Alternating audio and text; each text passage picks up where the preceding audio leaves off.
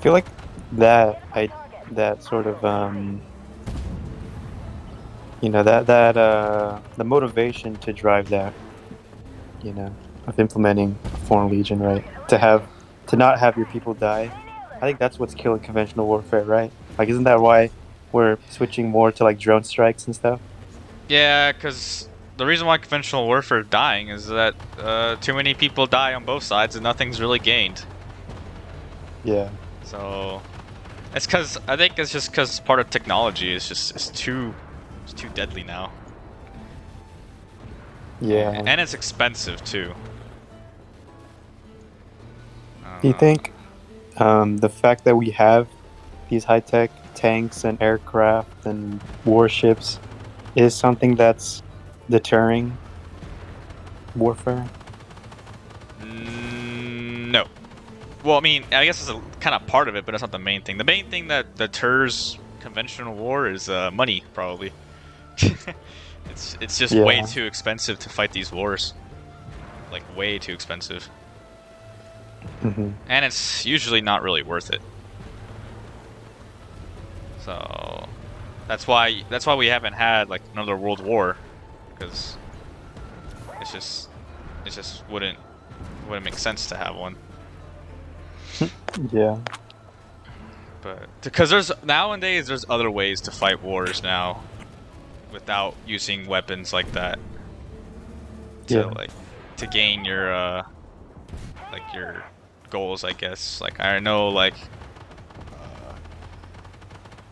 like Russia, what they did is when they bombed Syria, they would focus on civilian concentrated areas.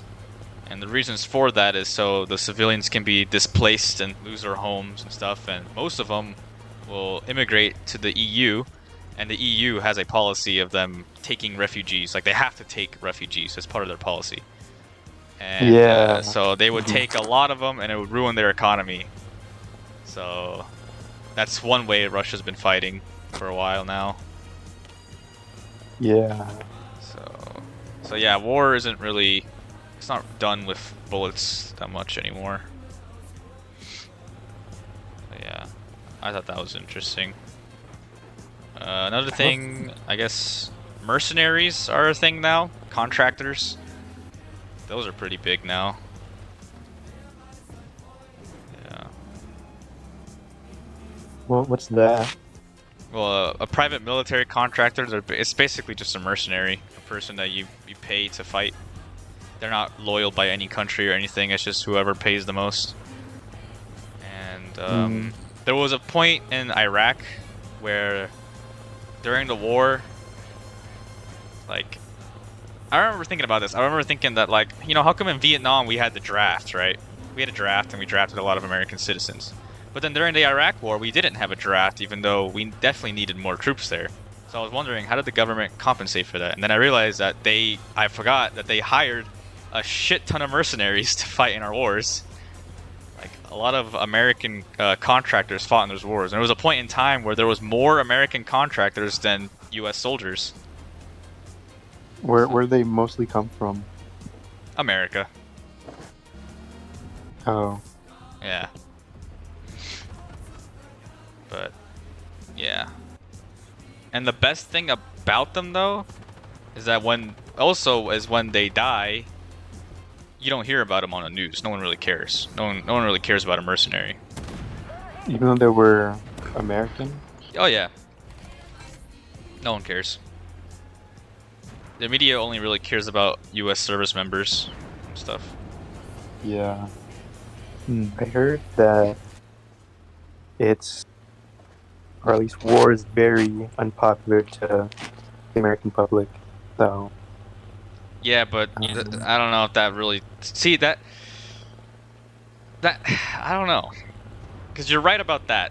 But then also I feel like our public is easily swayed. mhm. I feel like if you put in the right like sob story in the media, people will change their opinion quickly. Mm. Like when we like in Desert Storm, when that war was brewing, a lot of people were against it actually. We didn't want like blood for or like for oil or whatever the hell they said. But then when that sob story of that one 15-year-old girl at the UN council talked about her experience with the Iraqi soldiers like bayoneting babies and all this shit, a lot of people changed their opinion right after that. So, and of course that story turned out to be a fraud. So yeah. Yeah. So yeah, I don't know. Yeah, but you're right. Most Americans are against war, unless they're probably told otherwise. Do you think like a world organization of more than one country making it more powerful is a priority? No, No. I don't think it should. Well, are you asking me like, should it be a priority or is it a priority? Yeah. Should it be? Should the UN or NATO be more powerful?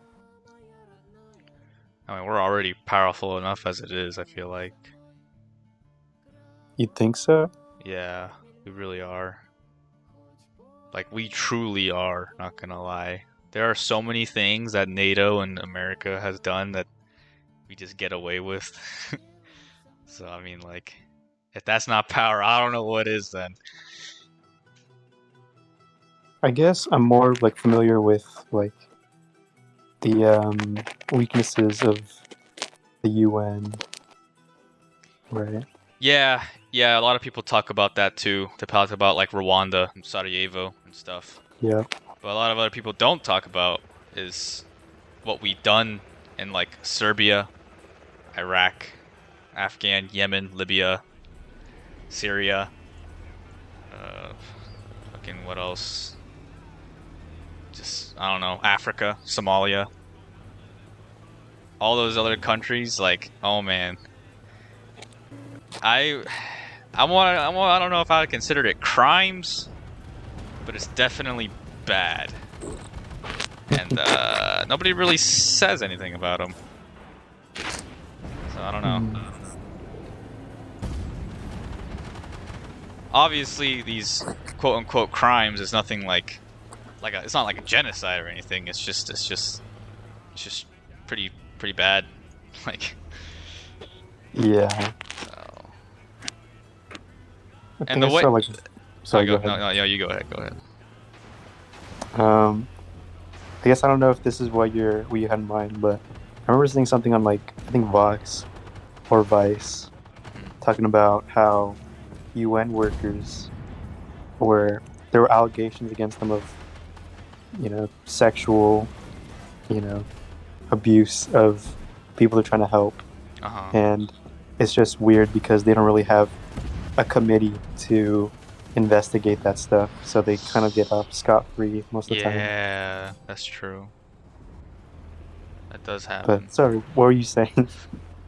What the fuck was I saying? But yeah, I mean, when you think about it, like, NATO and the UN and the US are probably the most powerful entities in this world as we speak.